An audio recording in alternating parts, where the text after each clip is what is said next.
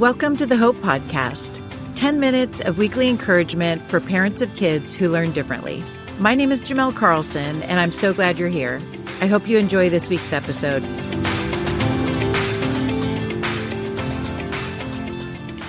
Hey friends, welcome back. Today I have a very special treat for you guys. I'm going to share an interview that I did with one of my very special students. Her name is Sophia, and this young lady is such an inspiration. She has had to overcome amazing physical challenges. She's overcome learning disabilities and learning challenges. She has overcome so many different hardships in her life. And all through that, she has just been a light at our school, a light to anyone that knows her. And you'll get to hear her in this interview. She'll share a little bit about her story, and then she offers advice to other kids who might be going through anything similar. And also to us parents, she offers some advice, and it's just so precious. So I'm excited for you to listen. I hope you enjoy it. Here's the interview with Sophia. Hey, Sophia. Thanks for being on my podcast. You're welcome, Ms. Carlson. I'm super happy to be here. Aw, we're so happy to have you. I'm so glad that you get to share with everybody and they get to hear your story. I get to brag about you. You're an amazing student at our school and just a wonderful person. And I am excited for you to share a little bit with everybody about your journey that you've been on and your story, because you are such an overcomer. You're such an amazingly positive and kind person, but you've been through so much. So I would love it if you would share with everybody a little bit about your story and the journey you've been on. Is that okay? Of course. Thank you for having me. This means a lot. You don't Aw. even know. Well, we're glad you're here. So, okay. So like I said, I've been sharing with people what an overcomer you are. So do you want to just get started and share a little bit about your journey? I will, gladly. So my name is Sophia again, and I'm 15 years old, and I have spina bifida. Growing up with the disability is really hard and rough because you don't get to do what other people get to do. You get to do it another way, and it's really challenging and rough knowing that you're not going to do something that other kids will do. And yeah, it's rough. But I came to realize as I'm older that I'm not going to get the little things that hurt me, bring me down. I love that. You were born with spina bifida. You've had multiple surgeries, correct? Yes, I've had major surgeries and lengthy recoveries, since the day I was born, and so Yeah. on. Yeah. And so what did that mean when it came to like going to school and making friends and things like that? How did that impact you?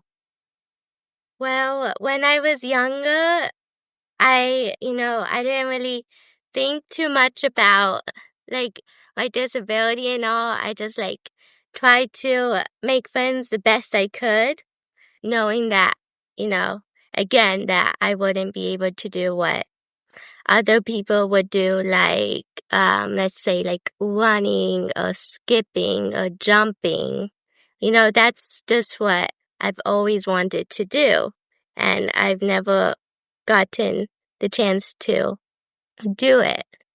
Yeah. And the younger years, it was fine. I didn't really understand the full meaning of having a disability and being unique and being different.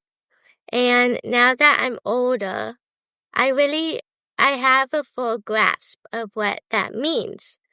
And what that means is just doing things differently, being an impact for others, sharing my story, and hope that people will, people will kind of learn. It's like a learning opportunity. I call it, yeah, learning opportunity. Now people come up and ask me, what's wrong with you? Why do you have leg braces? I also wear AFO leg braces. So people just asking me, hey, why do you wear leg braces and stuff? And having to have that answer quick in your mind, like not even thinking about it. I also have to take that into full consideration. Yeah. Um, 'Cause yeah. So you walk with leg braces and you, like you've said, you've been through multiple surgeries. You haven't had the opportunity to run fast or skip or jump. But I have the amazing opportunity of getting to watch you at school. And I have never seen you without a smile.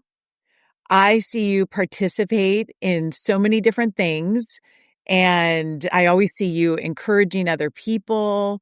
Why is that? Can I ask you, like, why? So you have all these hard things in life that there are other people that would really bring them down. But just like you're smiling right now, I see you like that all the time. And I constantly see you sharing kind words with others and encouraging them. Why is that? Well, that really means a lot to me. I think I focus on what I can do and I don't focus on what I can't do. 'Cause if you focus on what you can't do, like all the time, then that's going to bring your self-esteem down, number one. And number two, that's just really gonna put you in a bad spot, a bad position in life, and you're gonna feel really sad and really down. I love And it. so I focus on the good things I can do, like go to a friend's house or I don't know, just be myself, you I love know? that. And You know, that's like more wisdom than a lot of us adults walk around with, and your mindset and the way that you choose to focus on all the amazing qualities you have. Because here's the thing, you have such amazing, beautiful qualities.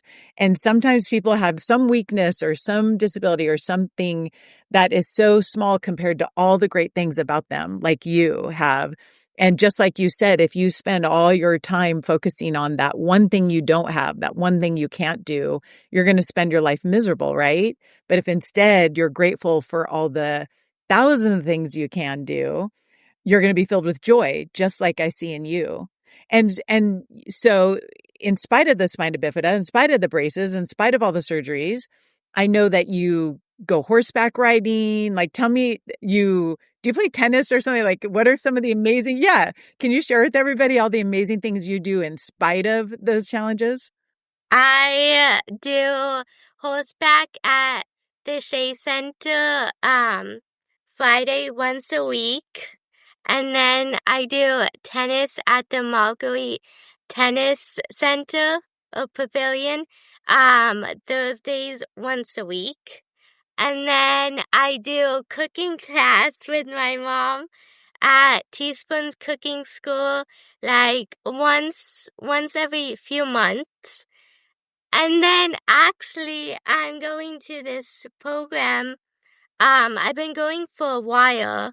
It's called TYA Teens um Tilly's Life Center. And what they do is like you come and it's like a class and they just bring like all your feelings into like a lot of consideration, like in one class it's like I am joyful, and then we go on all this like I am joyful and how to manage stress and how to manage anxiety. Oh, I love that. Kind of like It's the really affirmations and gratitude things that you do at school every day, huh? yes, yes. Oh, I And love it's really that. been helping me. Aw, I love that. Well, and also at school, so your physical challenges created a situation where that meant you had to miss a lot of school when you were younger and through the years, and it created some challenges with learning. It And did. yeah, and I've watched you work so hard and not give up, and you've done brain exercises and done so much, and I've seen you grow and grow. How's that been for you? It's like me and my mom say we are not missing another day of school. We are not missing another day of school. Despite all my medical challenges, I just really want to succeed in school and strive. I know last year was really tremendously tough on me and I couldn't finish my schoolwork. But this year I want to strive and I want to get my high school diploma. Well, And and let me just clarify for everybody, the reason why you missed some of your schooling last year was because of a very major surgery that you had, and you were in the hospital. How long were you in the hospital? How many weeks? I was in the hospital, not actually weeks. I was in the hospital for a month. Yeah, So 6 weeks. right.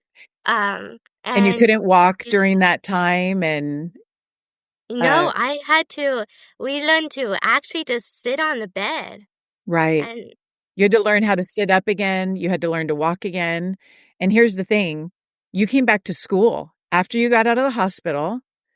Time passed, you came back to school and you started working so hard, and you even finished the math that we didn't get done. You finished it through the summer so that you came back at the beginning of the school year ready to go, huh?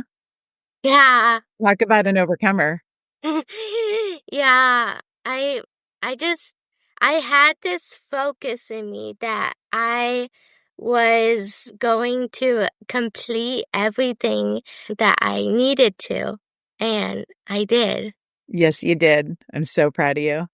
And now this school year, you're off to an amazing start. You're on student council, and you guys on our student council, you guys are serving other people, huh? You're focusing your time on how can you bless our community and the other students in our school. This month we're going to hand out cookies to the fire station and affirmation cards. I love that.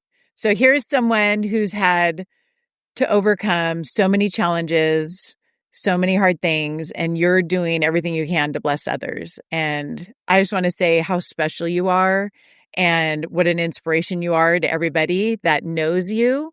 If there was a child listening, a kid listening, from a little one to someone in high school or even someone in college, what advice would you have for them? Someone who maybe is struggling with either a physical disability or a learning challenge or trauma or just something that's really feels impossible and like their life's so hard. What advice would you give to a kid in that spot? I would say the worst thing you can do is give up. To throw in the towel and say, I give up. I'm not doing this anymore. You never know what you could have succeeded if you gave it your all. 'Cause if you gave it your all, then you know and they know you tried. But you definitely know you tried your all. And that's all what you can do That's right. I love is that. do it. So bottom line, your advice is don't give up, huh? Yeah. No matter how hard it feels, no matter how many obstacles you have to overcome, don't give up. 'Cause there's gold at the end of the rainbow. Yes, it's true. God has a plan, right? God has a plan. It doesn't always look pretty, and actually the people that I know that have achieved some of the greatest things in life are people just like you, Sophia. There are people who had to overcome the hardest obstacles, and the reason why they made it to that great thing in life was because they chose to not give up in spite of the pain, in spite of the discouragement. And then I can see in you that because you never give up, because you keep going, it brings joy. I see you filled with joy. I see you filled with peace. Is that true? That's how it looks to me. Before, it was my parents believing in me when, I had all this hospitalization and surgeries and recovery time. But now that I'm older, I know that it is my family, but it is me and God Yes, that got me through. absolutely. Amen. Okay, I have one more question for you. We're running out of time, so I want to just ask you one more thing. What about the parents? A lot of times the parents of these kids, it's hard for them because they love their children so much, and it's hard for them to watch their kids struggle. And what advice would you have for a parent of a child who is struggling with a disability of any kind? What would you say to parents out there? First, I would say give your child a lot of love, support, and patience. Patience is key with a lot of children, Yes. especially a lot of teens. Yes. Give them encouragement whenever, like even if it's the little things, like even waking up out of bed, or I don't know, like having a run, or getting your homework done, or like brushing your teeth. Yeah. um, just give them like a lot of encouragement because they need it and they deserve it. Hmm. Even That's if, what your parents have done for you, huh? yeah, a lot. I would say too, you know what I would say about your parents? They're such amazing people. And one thing I would say about them too is that they never lost hope in your potential. Part of the reason why you kept going is probably because of that encouragement and them telling you, one, encouraging you in a way like comforting you probably during those sad, hard times, but also reminding you, you got this. You are strong and brave and you can do it.